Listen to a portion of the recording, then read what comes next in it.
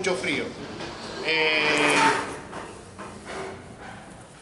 Creo que ya les repetí en el espacio del curso que con el proyecto de natación una de las formas de ingreso a través de la cooperadora de ISEF 49 y también con ingreso a la cooperadora de ISEF generamos cursos. Moni ha venido ya un par de veces testigo. Leandro no solamente que ha venido, sino que también ha participado en la organización. Y lo que intento que este espacio que vienen gratuitamente y desde ya ultra agradecido a los compañeros, fuera de su horario laboral, con toda disponibilidad, hasta me ha firmado y me ha grabado que si había paro veníamos en respeto a ustedes y en respeto a la intención de querer aprender y... Ya estaba acá. Para mí, digamos, que sucedan estos hechos me divierte, me alegra, es un espacio fraterno, me encanta que vengan porque es parte del recorrido de esta altura y esta edad de la... Hablo por mí. Antes que me empecé a pelotear porque... Por vos, no por vos. Exacto. Que hace parte del recorrido no solamente histórico, sino emotivo y afectivo, con lo que uno invita y también quiere. Yo le pregunté en qué orden a Leandro y ¿qué me contestaste? El oro de los faroles en el caño del alumbrado. No sé si están entendiendo bien, pero en términos de un profe de educación especial. Así que no sé cuál va a ser el orden, pero yo, como también habla del orden, voy a empezar el desorden. Entonces voy a empezar, al revés de traer el diploma de agradecimiento, porque ustedes van a aplaudir como si fuera el final, así empezamos bien al revés. Y empezamos en vez de primero las mujeres, primero los varones, en este caso, la excepción. Ya que lo hacemos al revés, pero hoy tiene que ser así. Hoy tiene que ser así. Profesor Leandro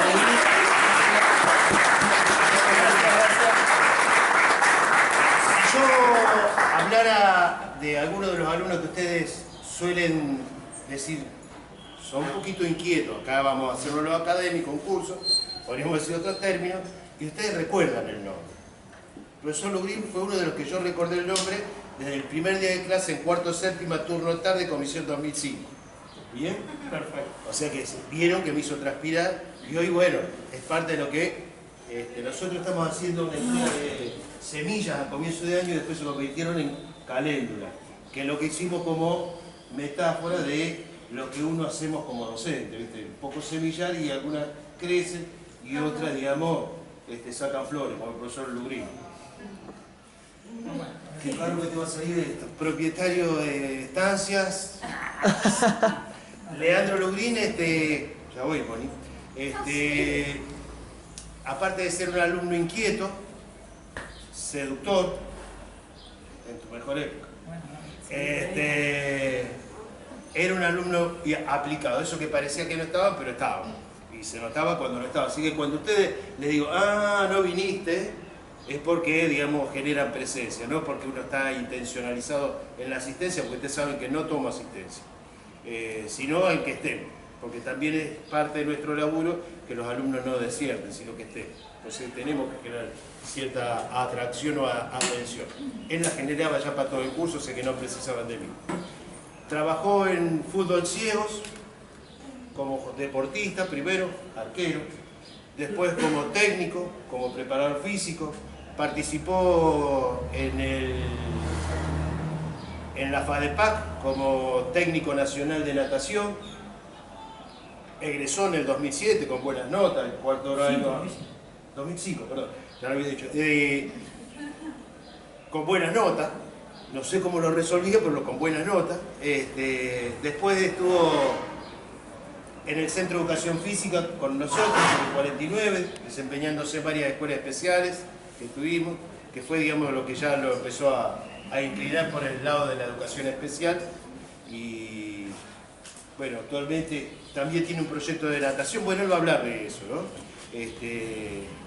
Está actualmente en la escuela 2010, que está en Cayo Vídeo Bravo y Salta, como profesor titular.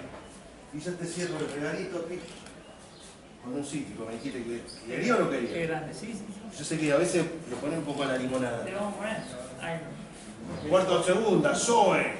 Después le tomamos asistencia. Llegaron los mates oficiales. Este es el matero oficial. El tipo. ¿Cómo va, Zoe? Hoy te vine para el otro. No sé si con algunos hablé de Mónica. Y me hice conocer por la edad. Yo le había dicho que vos de tu época eras parecida a Verónica Castro. Y que todos estábamos llamativamente mirándola. Tenía un Fiat 600 en esa época. Sí, Y nos parábamos.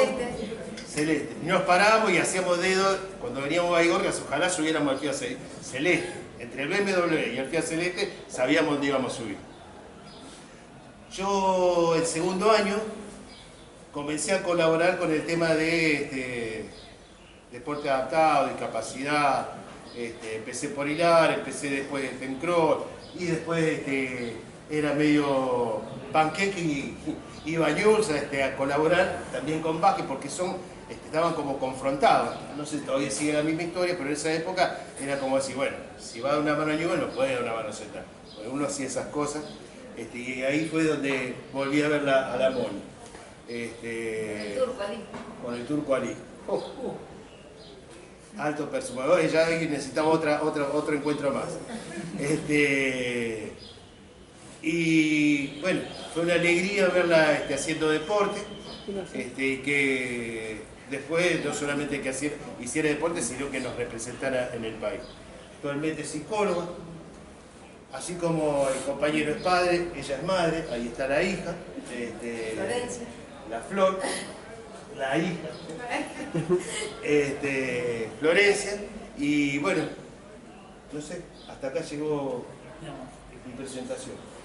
Voy con el diploma, al revés todo. Pueden aplaudir a Mónica Chazarres.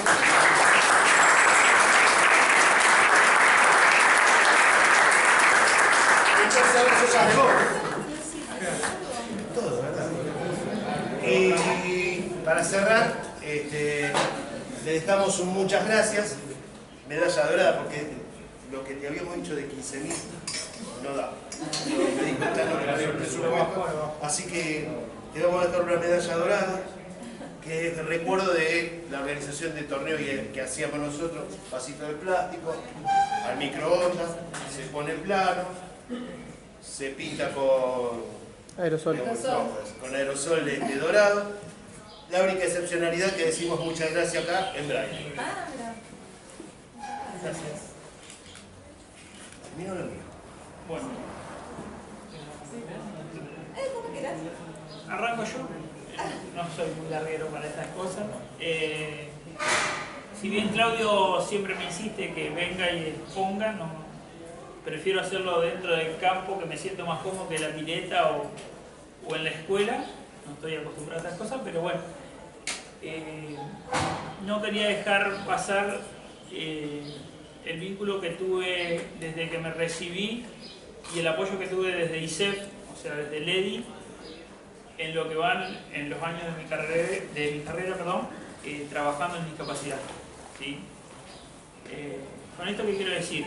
Que esta inquietud que hablaba Claudio, que uno genera el espacio y que lo tomamos tarde ya en el profesorado, ¿no? Porque si bien nuestras residencias arrancan en segundo y tercer año, donde por ahí nos encontramos con la discapacidad en la escuela, donde por ahí el profe que tiene el chico con discapacidad o el alumno con discapacidad dice no estoy preparado, no tengo herramientas, no sé cómo integrarlo. O sea, son preguntas que nos vamos haciendo a diario, o el docente se hace a diario, por ahí sin pensar en ese alumno o sin pensar en los alumnos. Me dieron un poquito por la rama. Cuando vamos a una escuela nosotros llevamos nuestra mochilita con un montón de material y muchas veces no pensamos en la subjetividad de ese alumno, ¿sí? O no conocemos la historia. Entonces decimos un reemplazo, bueno, un día pasó, pero tal vez la herramienta más importante que tenga el profe de educación física, que lo dice, que es el trabajo a través del cuerpo y del movimiento. Ya con eso tenemos un montón de cosas para hacer. ¿Sí? Después, cuando ya hablamos de discapacidad, podemos empezar a ver la falta, qué problema tiene, lo podemos buscar, leer, pero siempre desde la falta. Entonces, yo lo que propongo siempre es el compromiso de conocer al alumno, su historia, su familia, cómo llega a la escuela, que en ese cómo llega a la escuela te está dando un montón de herramientas para trabajar. ¿Sí? Y otra cosa y fundamental que por ahí antes, cuando trabajábamos en discapacidad, era ir y hacer y queríamos resolver por el disca y no se le preguntaba, hacíamos, porque me parece que esto le va a decir, ¿por qué no le pregunto, che, qué te parece si hacemos tal cosa? Y empiezo a crear otro vínculo, desde lo que él me ofrece a mí para poder yo buscar herramientas del trabajo de la educación física. ¿Sí? Eso es una de las premisas fundamentales.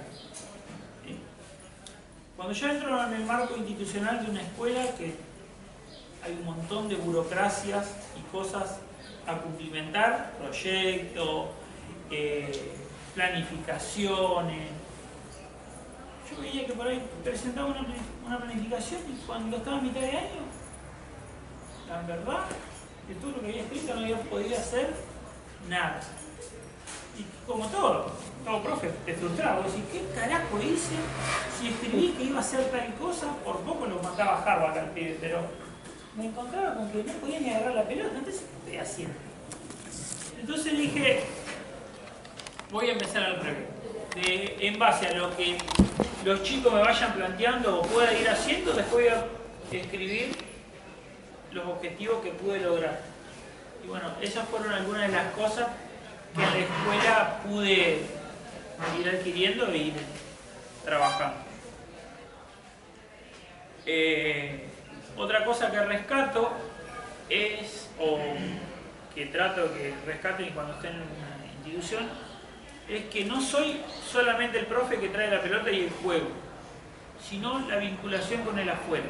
Entonces recuerden siempre que tuvieron una discapacidad, un profesor hincha pelota, con todas las letras, que te decía, primer cuatrimestre, vayan a observar, sensibilícense y hagan todas esas cosas.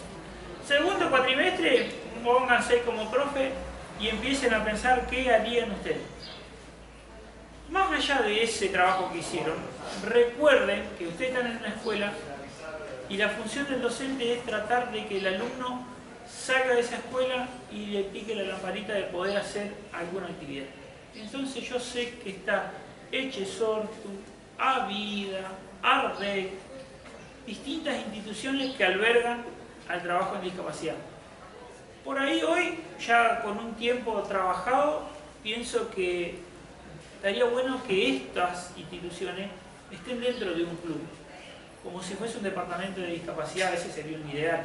Que el chico vaya al club y que el profe que está en la pileta pueda darle natación, o si no puede, diga, che, mira, tengo este caso, bueno, necesito un apoyo docente para trabajarlo, pero que esté incluido ese pibe en un grupo de natación. Entonces ahí estoy haciendo una verdadera inclusión.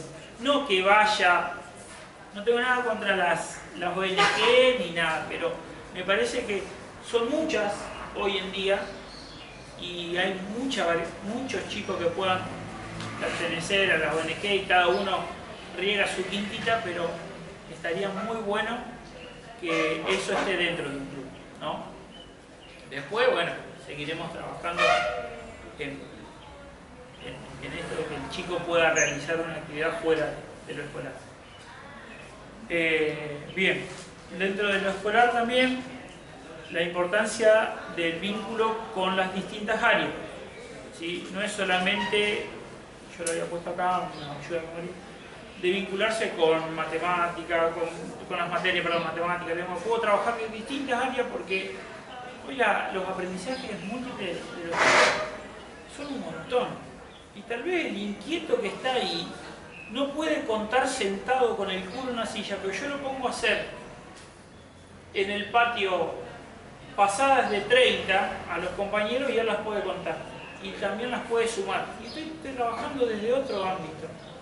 Y ese inquieto pudo contar, pudo hacer un montón de cosas fuera de lo que es la educación tradicional, del estar sentado. Miren lo que me está costando estar a mí acá. Me estoy moviendo para todos lados. Pero imagínense un chico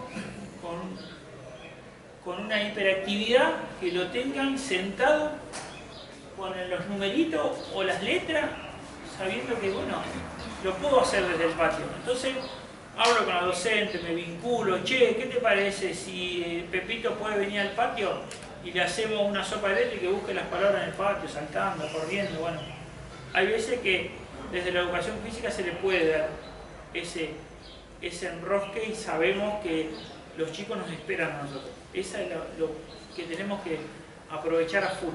Sabemos que vos llegás a la escuela y el pibe te va a estar esperando, porque sabe que lo que vos traés es totalmente distinto a lo que está ahí adentro. 100% distinto.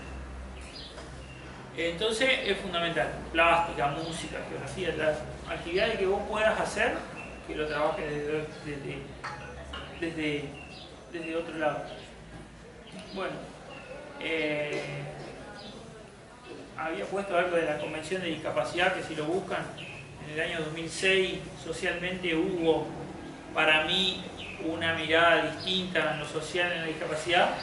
Ella todavía no, por lo que estuvimos charlando, no lo registra o no lo toma, pero yo lo llevo al área nuestra y del EDI que arrancó en el 2004, nosotros seguimos en el 2005 más o menos, que empezamos haciendo un CD con imágenes, después se llevó a eventos que íbamos, nos convocaba Claudio y el que podía iba y participaba, después encuentros de atletismo en el estadio municipal y más o menos todos nos íbamos involucrando en poder ir o participar y no, por último, una persona que ya hoy no está con nosotros, que es Noemí Sachi, que fue la que me emociona porque fue la que me abrió las puertas en la discapacidad y bueno, le agradezco a ella. Sí. Bueno, Noemí, la verdad que sí, fue una gran referente en discapacidad porque la Polo la conocíamos todos así. La verdad que le daba para adelante, le ponía tantas ganas más allá de lo que ella podía físicamente, porque si no la veía decía, che, está hecha pelota, pero yo dormía en la silla, era un personaje terrible. Bueno, para terminar con esto de que él se emocionó. Sí, ¿no? Yo en realidad empiezo desde el otro lado, digamos. Tengo un accidente de tránsito, estudiaba educación física, estaba en segundo año y a los 21, bueno, tengo un accidente de tránsito que me ocasiona, tengo fractura medular y bueno, quedé parapléjica quedé con una discapacidad. Y bueno, a partir de ahí digo, esto que él hablaba, ¿no? De los distintos modelos sociales, no sé si lo vieron ustedes, los chicos acá.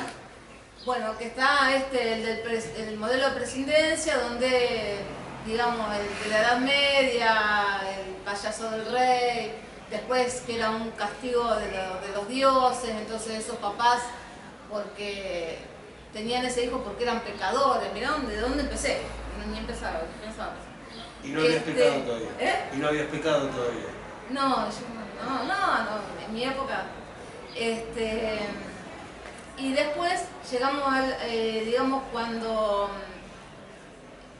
en épocas más cercanas, lo que se hace se lo relaciona a la discapacidad con la beneficencia, digamos, o la mendicidad, ¿no? De ahí se pasa al modelo rehabilitador, que hacía falta sí o sí rehabilitarse. Esto tiene que ver con la Segunda Guerra Mundial, tiene que ver con la polio, digamos que aparece todo este movimiento rehabilitador, y lo que decía él, aparece el modelo social. ¿Y por qué dice él que yo en realidad no estoy en contra? Y creo que hay muchas cosas que avanzaron. Si voy a pensar desde hace más de 30 años que yo tuve el accidente y cómo era la silla. Yo tenía una silla que pesaba, no sé, 20 kilos, hoy pesa 7. Y es absolutamente necesario que sea liviana para mí. Pero si lo pensamos yo estoy trabajando en este momento en el Ministerio de Trabajo, desde lo laboral, sigue habiendo ese modelo de prescindencia, porque se sigue prescindiendo de nosotros en muchos aspectos. Si lo vemos desde la accesibilidad, le decía a él también, digo, subite vos a la silla y andás, hacete un par de cuadritas en el centro y te agarran la vena acá porque no puedes seguir siendo independiente. Yo me manejo mucho sola, manejo en el auto, me bajo sola, bajo la silla, y esa independencia a veces me la provoca el otro, que es esto lo que plantea el modelo social, ¿no? Ya no se habla de la discapacidad como la que yo misma por tener una discapacidad, sino que me la genera el entorno al ponerme barreras arquitectónicas, barreras sociales, actitudinales de personas que, bueno, yo gracias a Dios nunca tuve ese problema, pero hay personas que también discriminan y lo hacen ver. Pero bueno, volviendo a, digamos, a mi juventud, yo estaba atravesada por ese modelo de trascendencia también, porque tuve el accidente y a mí fue una muralla que se me puso adelante y dije, ¿qué voy a hacer ahora? Voy a ser una inútil toda mi vida, o sea, voy a depender de otra persona, de mis padres, de mis hermanos. En el primer año no sabía cambiarme sola, para bañarme me tenían que llevar a la bañera, no sabía subirme al auto, nada. Para mí era un caos, era muy caótica mi futuro, que yo ya, digamos, estaba un poquito más en segundo año, pero estaba proyectada mi vida. Yo ya trabajaba en un gimnasio hace un año, creo que fue el primer gimnasio con pesas de mujeres, el que abrí yo, en aquella época no se usaba. Y bueno, el profesor Turi me dijo, ¿te querés venir? Abrí martes y jueves. Y bueno, yo siempre tuve eso que también, digo, a veces uno tiene que pensar cuáles son las variables que enfrenta a una persona con discapacidad, porque en realidad a no todos nos pasa lo mismo. Yo tuve la suerte, entre comillas, de que me pase a los 21 años, donde ya tenía un carácter formado, donde si bien en ese momento se me bajaron las persianas, pero yo tenía esa personalidad de ir siempre para adelante, de la curiosidad. Y mis viejos, lo que me podían decir en mí no influía mucho. Entonces, quería terminar con esto de... hola. De que, bueno, estaba trabajando, entonces, digo, no había muchas miradas hacia el futuro. Yo no tenía muchas expectativas. ¿Qué sucede? Un día mi hermana estaba en el parque, en el Monumento a la Bandera, y ve un grupo de personas con una pelota en silla de ruedas.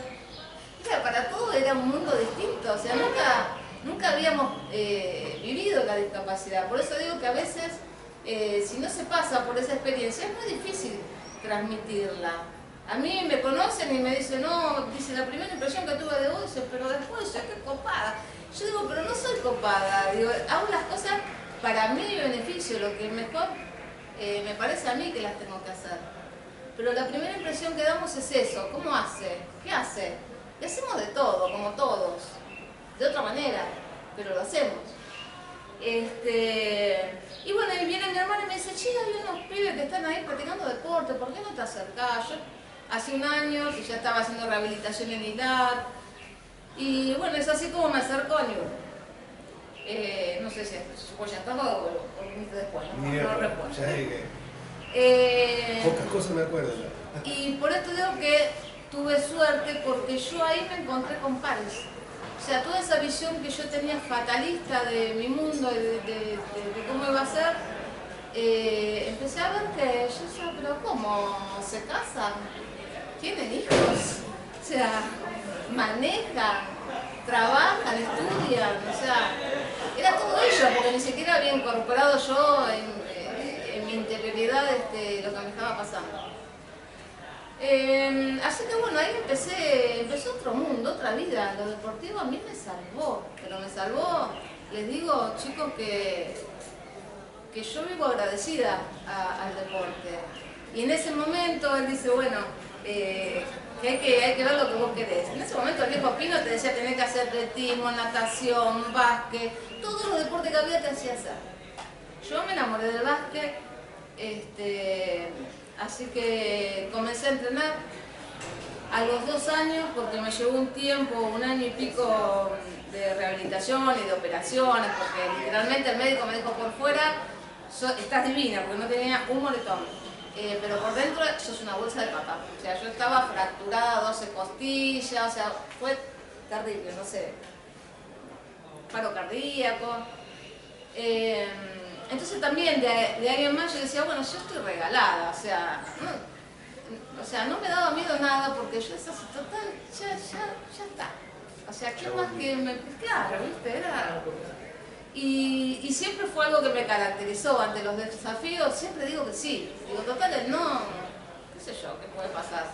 Pero ante los desafíos, bueno, viste que uno a veces te plantean cosas y vos decís, sí, pero podré, no podré. Yo voy, después veo qué pasa. Y bueno, en el 88 yo tuve el accidente en el 85, en el 87 en realidad me llaman para la preselección argentina de básquet sobre silla de ruedas. Yo no podía creer. O sea, fui a un torneo, me vio el técnico y bueno, me convoca. Obviamente dije que sí. Eso me obligó, digamos, porque el deporte también tiene esto, cuando vos empezás a competir, te obliga a salir de tu casa, de tu entorno, de la dependencia materna. Mi mamá en los primeros torneos me acompañaba, hasta que llegó un momento que yo dije, no, mami, no me acompañes más, ya está, quedate en casa. Por eso digo esto de las variables, porque no es lo mismo que la discapacidad pase a una persona recién nacida, en la primera infancia, cuando sos joven, adulto o adulto mayor. Todo eso es una variable y un abanico terrible que no es lo mismo. Un niño recién nacido o en la primera infancia puede tener o padres muy copados y muy liberales y que les dejan hacer de todo, o padres muy sobreprotectores que realmente no les dejan hacer absolutamente nada por el miedo, digamos. No es ni bueno uno ni lo otro, sino que esos chicos se desarrollan de distintas maneras. Y bueno, volviendo, voy y vengo. De esa preselección quedo seleccionada. En ese momento no había becas, no te pagaban el viaje, tuvimos que hacer una rifa, bueno, no sé. Y viajé a los Olímpicos, a los Paralímpicos, en Seúl 88. Nuestra silla, digo, hoy las sillas deportivas de básquet son muy, uno queda bien encajadito, está todo atado, son preciosas, son livianitas, pero cuando fuimos a Seúl eran 2 caños así en línea recta, que también, bueno, eso, si alguno de ustedes tiene oportunidad de relacionarse con el básquet, vos entras a la cancha con 5 jugadores y el puntaje vos tenés que llegar a 14 puntos y depende, o sea, por ejemplo, yo soy categoría 1, porque no tengo equilibrio, tengo una lesión, digamos, soy L lumbar 2, así que, digamos, no tengo tanto equilibrio. Y de ahí depende, según la lesión. Un amputado bajo rodilla es categoría 4. Bueno, con eso, con las distintas categorías tenemos que formar dentro de la cancha 14 puntos. Entonces también eso, entre comillas, me benefició bastante porque no había muchos número 1. Entonces, bueno, después de Seúl vino un mundial en Londres, que también viajamos. Era clasificatorio para el de España, los Paralímpicos en España. Bueno, ahí nos quedamos, te contaba esto de la silla, porque nosotros estaban las japonesas, venían con la silla que era una bala, y nosotros íbamos con los carros que decíamos, ¿cómo puede ser esa silla? Bueno, que hoy ya las vemos acá. Pero bueno, así todo eran experiencias increíbles, en donde realmente a mí me independizaron un montón, me dieron un montón de herramientas. Digo, esto en la discapacidad no hay nada escrito, hay mucha bibliografía, pero no hay nada escrito en cuanto a lo personal. Digo, uno dice discapacidad, motriz, lesión, no. Yo, una chica en la selección con la misma lesión que yo, tiene otras características. Porque es más tímida, porque es más lanzada, porque tiene otra técnica, porque... Eso es caso por caso de cada una. Bueno, Cuando volvimos de Londres se disolvió la selección femenina, así que yo ahí aproveché. Cuando me fui a Seúl, estaba en segundo año de la facultad de psicología, así que cuando salió de Seúl yo dije, igual estoy jugada, ¿qué me importa si me recibo, si no me recibo? Seúl para mí era prioridad. Así que ahí dejé la facultad, empecé a entrenar como una loca, me iba desde Ceballos y Crespo, que vivía yo, hasta Videolago, a donde está Circunvalación ahora. Todo eso me hacía en silla, ahora no pude ser ni loca por el tráfico, pero era una cosa increíble. Y bueno, entrenábamos muchísimo, estábamos todo el día en la cancha, o sea... Y bueno, yo cuando volvimos de Londres, bueno, al año me caso, al año quedo embarazada, nace Florencia. Y se me pasan los años, cuando Florencia tiene 7 años, retomo la facultad, hago esos 4 años, y bueno, pasaron así 20 y pico de años, 28 años. Un día estábamos con una amiga viendo un partido de básquet y digo, che, qué ganas tengo de ponerme a jugar. Yo ya tenía 38. Dice, ¿por qué no empezás a jugar? Ella vivía en el sur. Dice, ¿por qué no empezás a jugar? Dice, en 2011 fue esto. Y te venís conmigo cuando jugamos, te matás en mi club, ella vivía en Río Gallego, y te pagamos el avión. Y te venía yo, bien, bueno, vamos, empecemos. Entonces ahí empiezo a entrenar y se había empezado a armar otra vez la selección. Entonces éramos 3 jovatas del año 88 que nos convocan. Era re loco porque yo hacía nada, o sea, estuve 28 años en el consultorio sin hacer ningún deporte, sin hacer nada, pero necesitaban referentes, decían ellos. Y yo digo, la memoria del cuerpo, ¿no? En cuanto a movimiento y en cuanto... Yo entré a la cancha, bueno, no era Ginóbili, pero yo recordaba perfecto cómo remar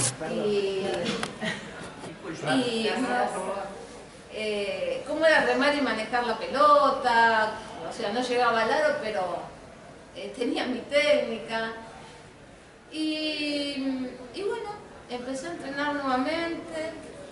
En ese momento, porque también en el 2015, esto fue en el 2011,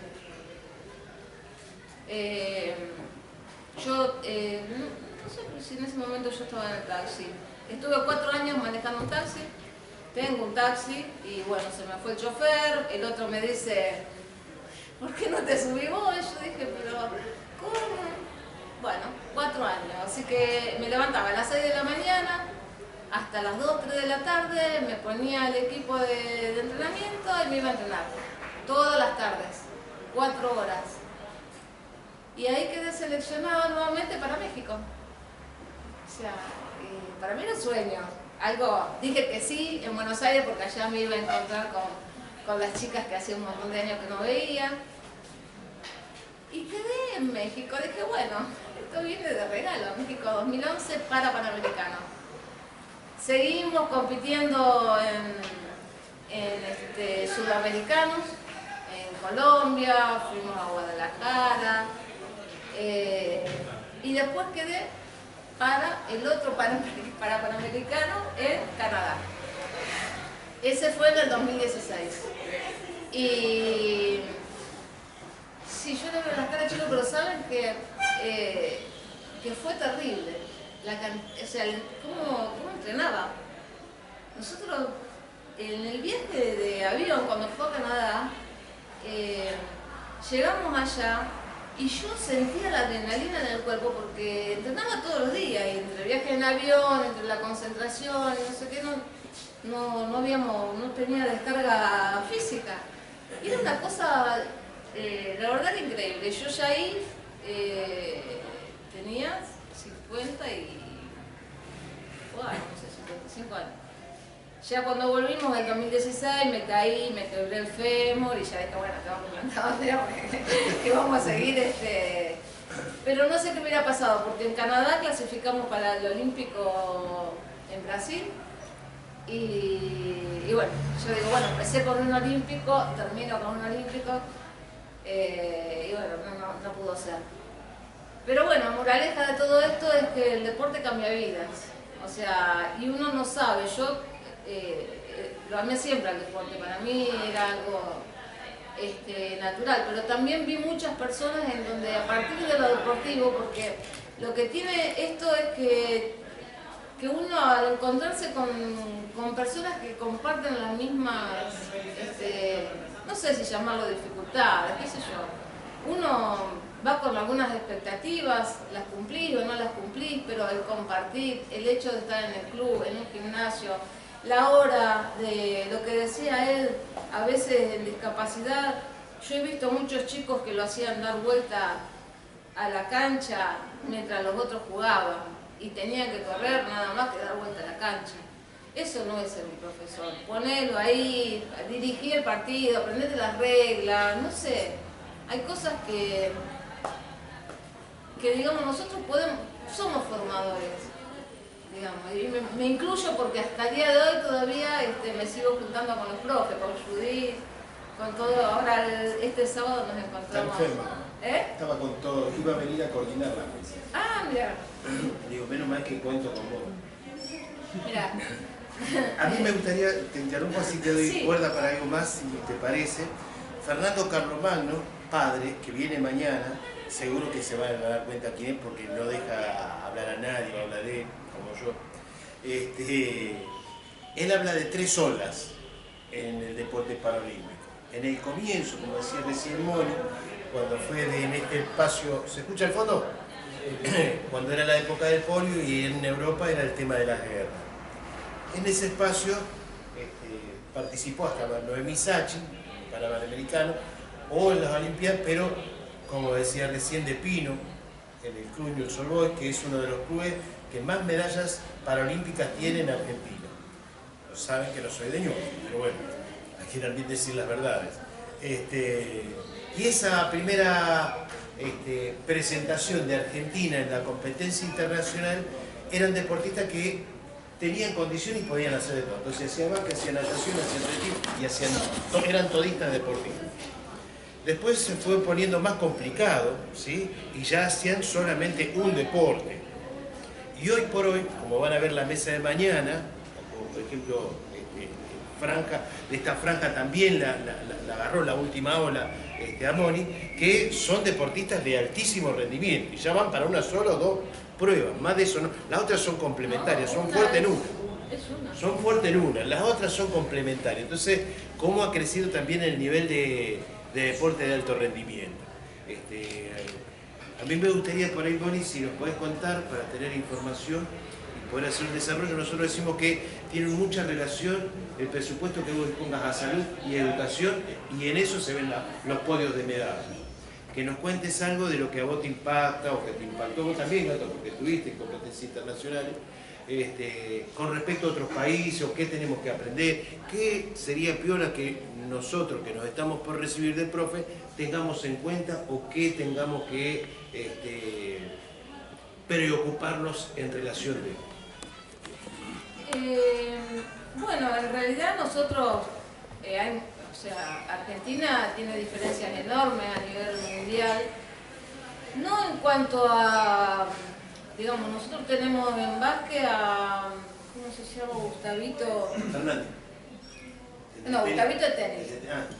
¿El tenis de mesa? No, tenemos 2 grosos en básquet que están en España y en Italia, y que ellos allá cobran un sueldo, como cualquier deportista de elite, digamos, convencional. En discapacidad lo que tenemos es becas, los deportistas, digo, ¿no? No sé cómo será ahora, pero nosotros cuando viajamos a Canadá se nos daba una beca que nos permitía en realidad comprarnos la prenda deportiva, no mucho. Todo lo que es ortopédico es carísimo. La silla, bueno, yo la pedí a la obra social, una de paseo, hasta 1.500.000 pesos. ¿Hasta dónde te voy de paseo? ¿Viene con nafta? Sí, es una cosa increíble. Pero bueno, en realidad el presupuesto hace a eso. Nosotros veíamos muchas diferencias. En mi caso yo lo veía en la silla de ruedas. Es lo que les decía antes, o sea, apenas yo empecé, mi primera silla de ruedas era un bodoque que no lo podía levantar, y hoy pesa 7 kilos. Y eso en lo deportivo se ve mucho porque, digamos, está todo aceitado, las ruedas, el giro que tiene que tener, el peso, cómo va atado, cómo no. Nosotros nos atamos desde los pies, las rodillas, tenemos otro acá, otro por acá. O sea, la silla es parte de nuestro cuerpo. Y en eso, por lo menos yo como deportista, eso es lo primero que me fijaba, ¿no? En cuanto, y también se les paga a los deportistas. Entonces, le dedican entero el día a eso. Nosotros, como yo te decía, 5 horas entrenando más 8 de tarde. Capaz lo que vos viste, lo que pudiste enterarte, ¿qué países más o menos que vos viste mejor en ese sentido? Y mira, Canadá está muy bien, Estados Unidos fantástico, Rusia, Japón, China, Estados Unidos. Sí. Y bueno, pero por ejemplo acá nomás Brasil está un poco más avanzado que nosotros en políticas deportivas. Brasil tiene mucho, tal vez Claudio se lo ha dicho, Brasil, la mayoría de las lesiones en Brasil son por bala, por heridas de bala en las favelas, pero ellos tienen una política que el tipo entra en un hospital y cuando sale ya sale con una rehabilitación y con un lugar donde puede ir a practicar algún deporte. O sea, no es que vas a en su proceso de rehabilitación post lesión ya sale y lo empiezan a vincular con algún deporte que quiera practicar o les mandan información. Cuando yo estuve en Brasil se veía muchísimo esa diferencia. No estamos tan lejos, digamos. Va a haber un básquet 3x3 acá. Para los que quieran ir a observar. Este domingo, ¿te acuerdas la hora?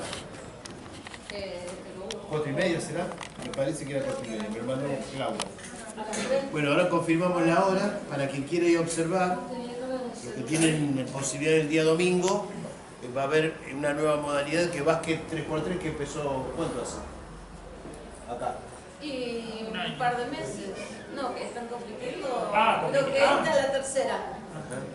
No es una competencia de alto nivel. Y en la modalidad de finales en los Juegos Evitas ya lleva un par de años.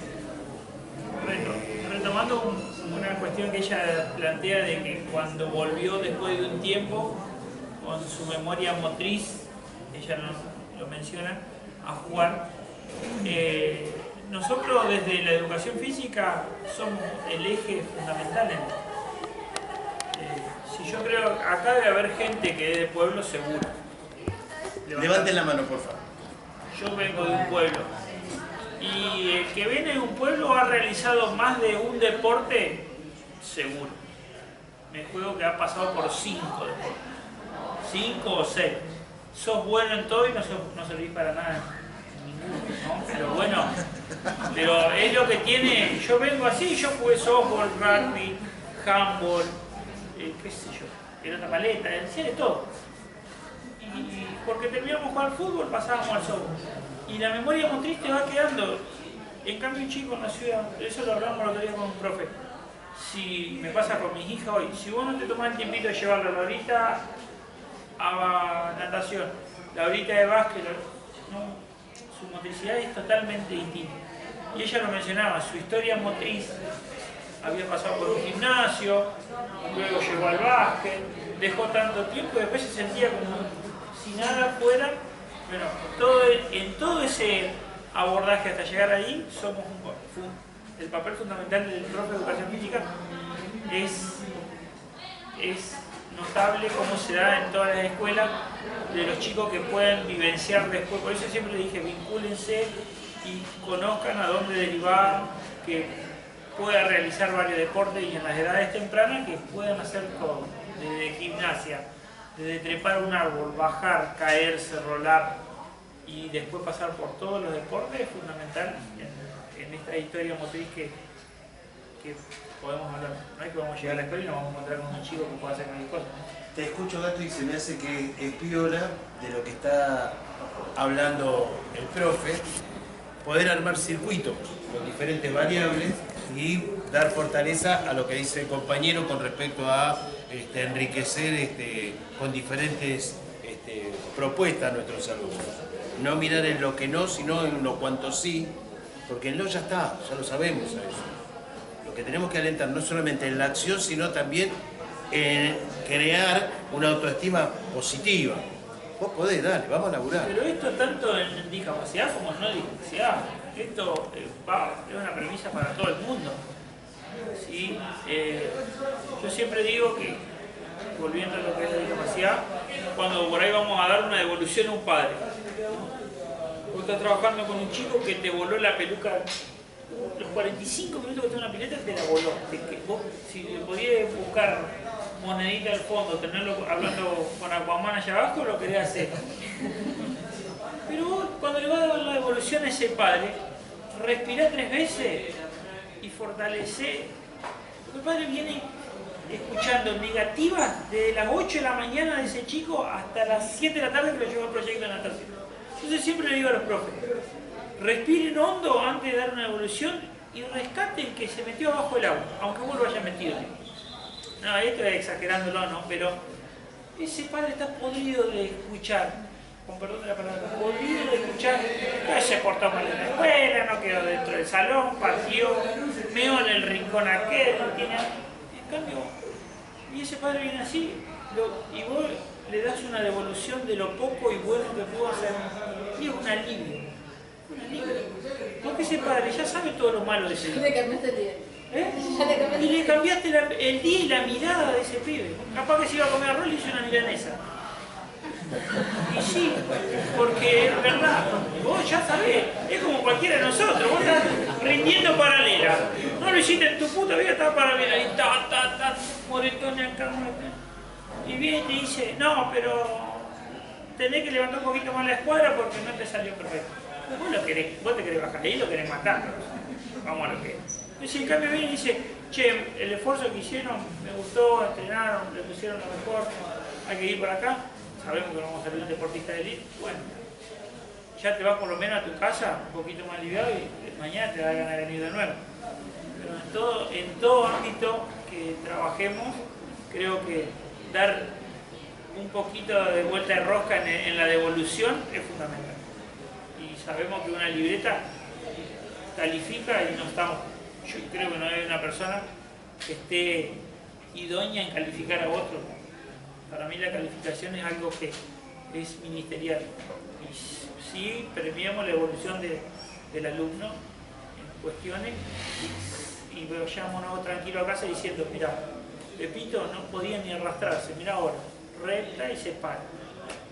Eso es fundamental también para el día a día y en el trabajo nuestro. Aparte del lugar que tiene el profe de educación física, que digo, no es para querérsela, pero el profe dentro de la institución, escuela o club, tiene un nivel de presencia para niños, para el adulto, digamos, es una figura que digamos impone a nosotros. No se impone en el sentido de que se impone, sino que uno lo admira, le adjudica un saber, que a lo mejor no lo tiene, pero a veces una devolución que hacemos o algo que es lo que desea él, se empieza a hacer un círculo positivo en la cabecita de ese chico, y también en los padres, porque a veces ese círculo negativo, en que todo está mal, en que te portás mal acá, que te portás mal allá, bueno, yo por mi carrera lo sé, termina de alguna manera el chico reafirmando lo que los padres le dicen continuamente. Sos el peor de la clase, sos el burro. ¿Por qué un chico que es 10 todo el tiempo es más 10? Porque quiere llegar a la expectativa de que el padre le está diciendo todo el tiempo qué buen alumno que sos, mirá que bien mi hijo. Digo, hay cosas que se pueden cambiar, a veces desde lo deportivo, digo, no es que que seamos héroes ni que podemos tener, bueno, pero a veces es tener esa mirada y ese sexto sentido que yo siempre digo que a veces el deporte nos da, y el de poder ver algunas cosas, lo tenemos que incorporar, digamos, no desde la omnipotencia, sino siempre desde la humildad. Pero los chicos y los adolescentes también nos ponen en un lugar que es de admiración, que es de mirá qué copado el profe, ¿viste? Siempre el profe de educación física es el más copado. Porque... Ayudan las propuestas. Sí. ¿Cómo? Ayudan las propuestas. Hoy me mostraba un profe, un compañero, supervisor actual, tiene un proyecto que va a San Martín de los Andes. Se sacó una foto con las patitas mostrando el vídeo y el recorrido por donde iba. Dice, acá estoy sentado en la oficina. Y en realidad, digamos, sería su espacio de trabajo. ¿Cuántos desearían tener una oficina así? Somos privilegiados en la forma, en la libertad, en el lugar, en la relación, en el vínculo, en la llegada. Aparte, acá con el loguito del ISEF, si vos lo ponés así, ¿no? Cuando hablamos del deporte de alto rendimiento, esta no tendría que ser uno solo que llegue acá, ¿no? La pirámide tendría que ser muchísimo más amplia. No ha pasado que hemos viajado afuera y han quedado lamentablemente atletas o nadadores en la Argentina con políticas de gente que ha ido a pasear, lo digo porque lo viví, vos lo has vivido más que yo, hola. Entonces, insistir, ¿sí? que esa pirámide se abra más grande, que no llevemos uno, dos o tres, que en la formación que tengamos que sea una pirámide, pero que lleguen varios. Si no, empiezan a ser contados con los dedos. Se termina un Carlos Magno, viene Yanina. Se termina una Yanina Martínez y después empezamos 4 o 5 años más peleando la de atrás. Mi pregunta para los dos, para los tres, del deporte, de la actividad física, ¿qué pueden tomar? ¿Tenés frío? Sí, no sé cómo lo hago. ¿Qué podemos pensar en relación a la vida diaria? Salgo del deporte, salgo de la competencia. ¿Qué me aportó? De lo deseable, ¿no? Y una integración social. Esta me la cambié, por favor. Una integración social fundamental. Una mirada distinta del otro. Ay, me transformé en Claudia Chacón. No, mira, te falta un padre. Quédate quieto. Yo creo que la integración social a través del deporte y la mirada distinta de la sociedad a esa persona es fundamental. El deporte en eso, yo conocí a Yanina de chiquita y lo que logró es magnífico. Y hoy, ¿quién no conoce a Yanina Martínez? Sí, aparte lo que es ella. Yanina te revolucionaba el avión. Yo viajé con ella y era una cosa... es esto, también lo independiza mucho de los papás. El hecho de... Nosotros después de que volví de Canadá, que ya o sea, si bien entrenaba con los chicos, pero no me dedicaba al alto rendimiento, comenzamos en Central Córdoba a formar chicos. O sea, la idea era armar una escuelita que nunca fue, porque bueno, por cuestiones burocráticas, nos sacaron el fondo de la municipalidad, no pudimos, empezamos en la SED, íbamos primero y nos salió un cruce con Bariloche y bueno, nos bancamos un viaje, nos bancamos dos y ya el tercero no lo podíamos pagar, se vino todo abajo. Pero la propuesta nuestra y fundamentalmente era que esos chicos salgan de la protección, tanto de la dependencia materna y paterna. El primer viaje dejábamos que los padres viajen con nosotros, el segundo viendo siempre cómo estaba el chico, estoy hablando de ya adolescentes, ¿no? Pero hay muchos que tienen una dependencia terrible, no vienen al club, después ya con el tiempo empiezan a tomarse el colectivo, ya saben qué colectivo pueden tener que tomarse para ir al club, que tenga rampa o que pueda hacer una conexión. Eso creo que es lo más importante, porque en esto que les decía, no es lo mismo adquirir una discapacidad a los 21 años, como me pasó a mí, que un chico en el nacimiento o en la primera infancia. Digamos, ahí va a depender mucho de cómo son esos papás con ellos. Entonces, creo que la función fundamental es darle independencia, que ellos aprendan. Hemos tenido chicos que no querían viajar porque su papá le cambiaba el pañal. Cosas así, ¿no? Bueno, fíjate cómo vos querés hacer, hasta cuándo querés. Por eso digo, no puedes decir en un primer momento, bueno, vas un viaje solo al padre y el segundo ya lo dejas solo, no. Hay chicos que necesitan más tiempo, terminan haciéndose amigos con los otros, se terminan cargando y se terminan ayudando. Uno le ata la zapatilla al otro, el otro le alcanza los pañales, aprende a hacerlo solo. O sea, no sé, hay cuestiones que van mucho más allá de lo deportivo y que tienen que ver con dar una vida independiente. Yo eso, si hay algo que rescato del deporte es eso. Y lo aprendí cuando empecé a viajar sola, porque yo me la tenía que arreglar. O sea, digamos, y siendo mujer, por ahí había cosas que no me gustaban que me hicieran otro. Entonces, me la arreglaba como podía.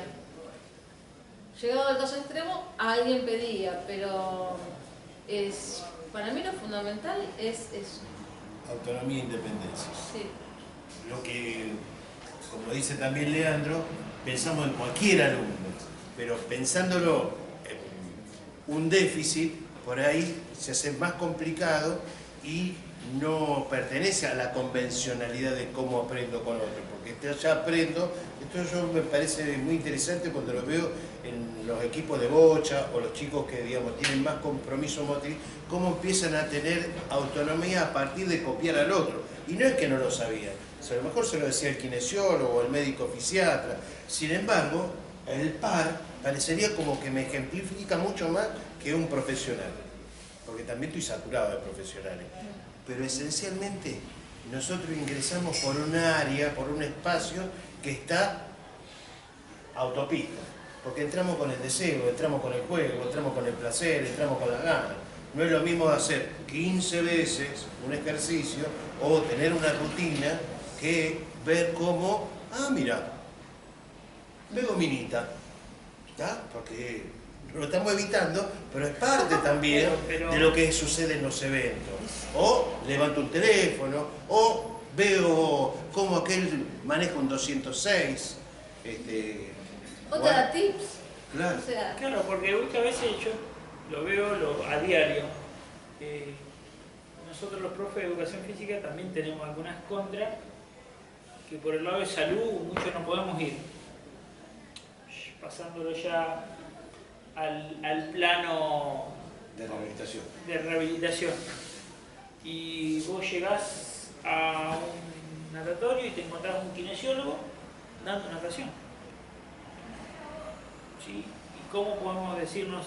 Entonces, es fundamental que el profe pueda decir, che, loco, mirá, está todo bien que vos hagas esto, pero te estás metiendo en mi área. Porque si vos decís que vas a hacer rehabilitación y lo estás mandando a hacer 4 piletas de patada de crawl, pará, te está viniendo para mí. Y así metemos 50. Que no está mal, está bueno que el otro me copie porque parece que debe ser bueno lo que yo hago. Entonces nosotros tenemos que reconocernos que podemos discutir en una mesa con otros pares. Sabemos y han escuchado los que estuvieron en el fútbol, el otro día hubo una concentración de fútbol PC y dio una charla bueno. Lo que hablaban los profes, los que estuvieron, que lo escucharon, que era interesante competir también con convencionales, participar con otros, abrir el campo, levantar la vara. Y esto, vuelvo a insistir, es parte de nuestro hacer, ser agente derivador o, si estamos en situación concreta, estamos generando autonomía e independencia. Posibilidad que a lo mejor el compañero pueda conocer a otra o a otro y formar una familia. No estamos diciendo solamente que lo veo en proyección de si tiene una medalla o si puede bajar una marca. Estamos hablando de la posibilidad de construir un futuro, su vida, su recorrido. No sé si ahí estuvo mi primo, no. Dubrín no. Vinieron 3 suplentes y vinieron los técnicos auxiliares. No vino ni El el portero, padre ¿no? ni el portero. Pero estuvo buenísima la charla igual. Sí, sí, no, porque más o menos todos manejan el mismo discurso. Ella antes hablaba de la discapacidad y el deporte. Y habló un poquito de clasificación. Lo que se clasifica es el grado de funcionalidad del deportista, no la discapacidad. Según el grado de funcionalidad, por eso se le da una puntuación alta, baja, tal vez lo vieron ustedes de lo que es, ¿sí? Vamos a hacer algunas preguntas, profesor, si quiere. Yo cuando, sí, cierro con esto, cuando mi primo... No de clasificación deportiva, le puede preguntar a los alumnos. Sí, particularmente mi primo está jugando en la selección de parálisis cerebral y también de chico en el campo se cayó un caño y al rebote del caño le pegó y le produjo una lesión cerebral, tiene una hemiparesia izquierda y bueno, en su vida hizo rehabilitación. A esto traigo lo que es, o sea, rehabilitación con equipo de rehabilitación, ¿no? Él aprendió jugando en el campo, saltando un alambrado, corriendo, jugando con los chicos y empezó a jugar al fútbol de manera normal. Hoy juega convencional, hoy juega en un equipo que está en una liga ya del pueblo, juega en la primera división y a su vez juega para la selección argentina. Cuando fuimos al primer viaje a Mar del Plata, que lo iban a clasificar, me dice que había ido Silvio Falconi, que es un kinesiólogo de la selección, que es de acá de Rosario, dice, ¿viste qué tiene? Y nada, yo lo veía caminar, pero cuando se cansaba, revoleaba las patas con caballo de filo, como digo yo. Y bueno, después sí vino su clasificación, tiene una clasificación alta, de categoría S10 para el fútbol, y bueno, está jugando. Y si vos en ese momento para mi familia ver que tenía un pibe de discapacidad y dije, ¿qué vamos a hacer? Mirá, no puede cortar con la mano izquierda, mirá lo que hay, se vivió catastróficamente. Yo ya estaba viniéndome a estudiar acá y bueno, y él salió del campo, yo siempre digo lo mismo, y recorrió el mundo jugando al fútbol y hace su vida totalmente normal en el campo, trabaja a la par de mi tío y el loco. ¿Cuántos paralímpicos tiene ya? Y de Londres hasta acá. Londres fue el primero, creo que fue. Londres sí fue. 98, ¿no? No. Barcelona 92. Barcelona 92. Sydney No, 2000. 92. Barcelona. Nosotros Sydney, 92. Sydney fue 2000, así que tiene que ser después de Sydney. Que fue Londres.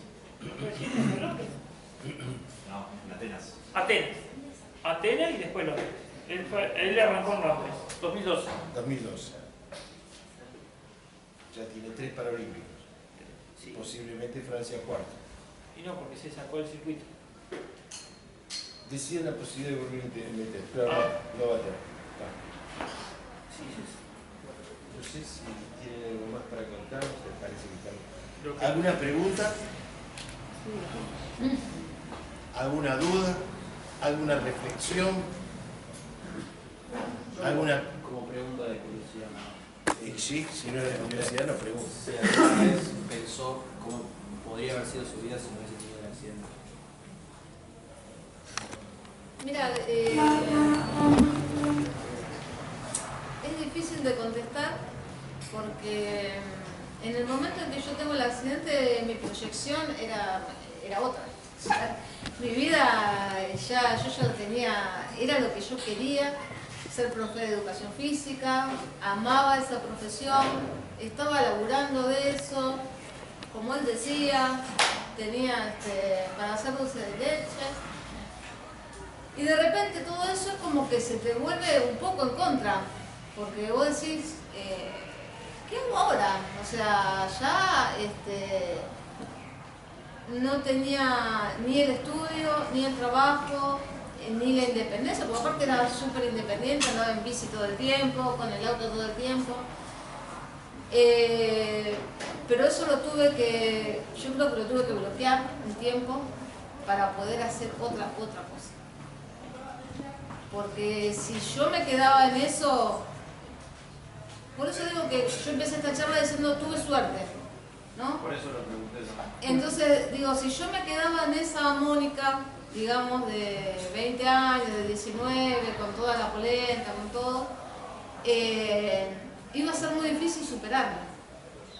De hecho, un año y pico hasta que yo empecé el club y como yo recién decía Claudio, empiezan las miraditas y los pibes que te gustan y que también gusta de vos, o sea, y empezás a sentir otras cosas porque yo como mujer pensé que nadie me iba a mirar nunca más, o sea, en el momento del accidente, o sea, yo me reflejaba, a ver chicos, no le quiero hacer, pero mi vida, si yo la pienso en ese momento, era de dependencia total, que yo no iba a poder hacer nada. Entonces, desde el momento uno que yo entro al club y empecé a ver lo que hacían, por eso esto que decía Claudio, los pares,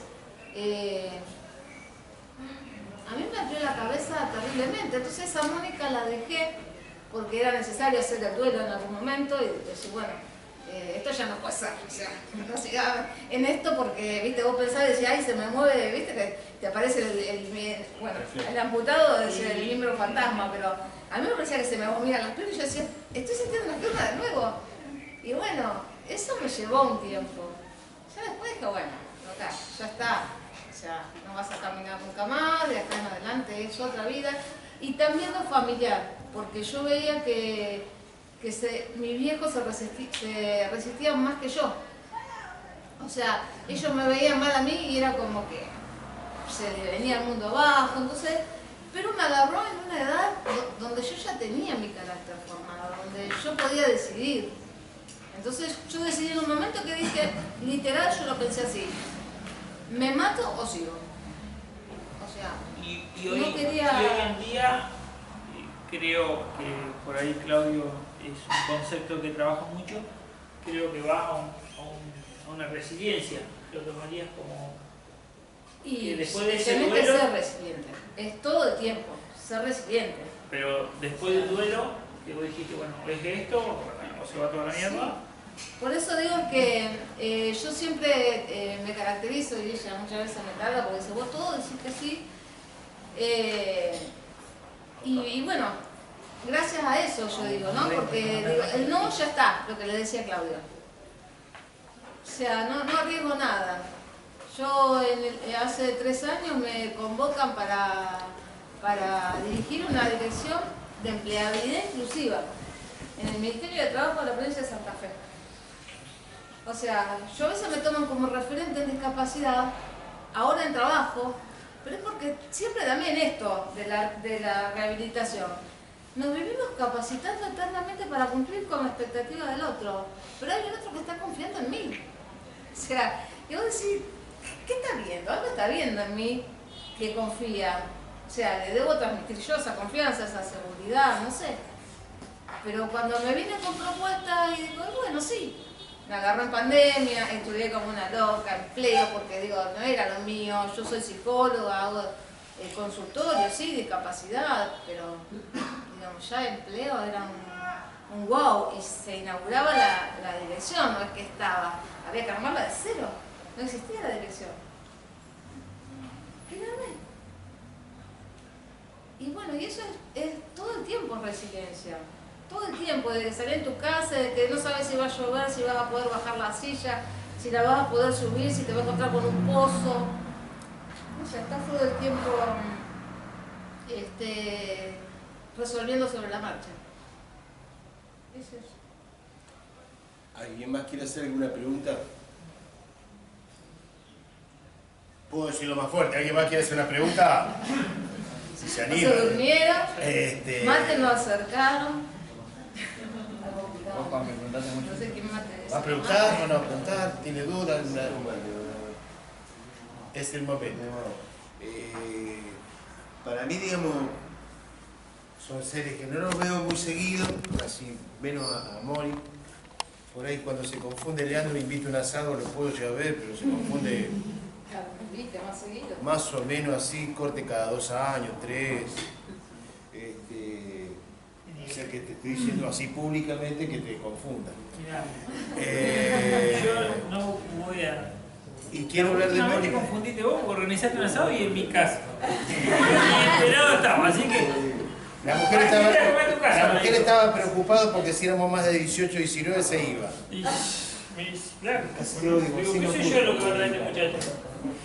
Y quiero conversar de Mónica, que cuando yo la veía entrenar, es parte de cualquier profe que quiere entrenar alto rendimiento, como ella no solamente daba su exigencia que le daba al técnico, sino que ponía mucho más.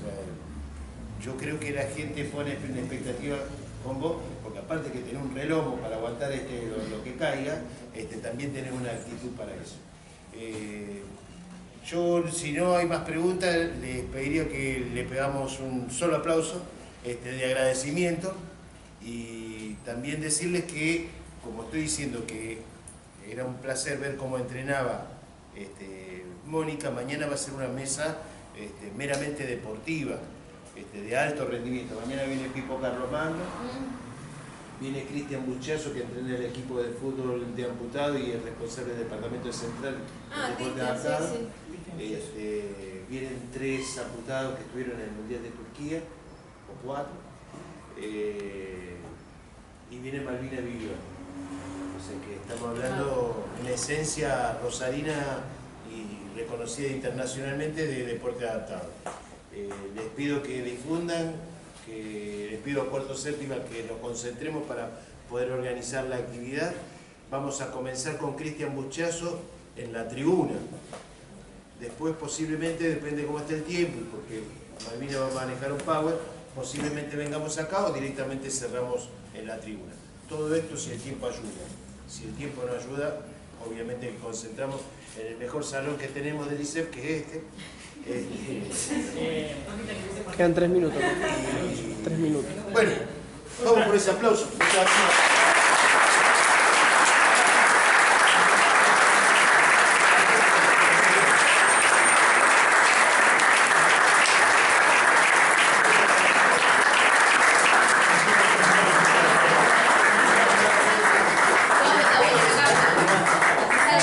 Yo tengo una pregunta para Florencia.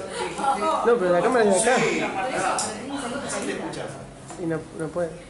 ¿Qué puede decir de tu mamá? No, encima yo me emociono. ¿Se pelearon hoy? ¿Se pelearon hoy? Si no, no. Sí, a veces sí. A veces sí, sí. Yo sé que es un poquito de bebé. No, yo creo que me enseñó que a imposible le sobran 2 letras y le falta valor, ¿no? Así que orgullosa de mi madre.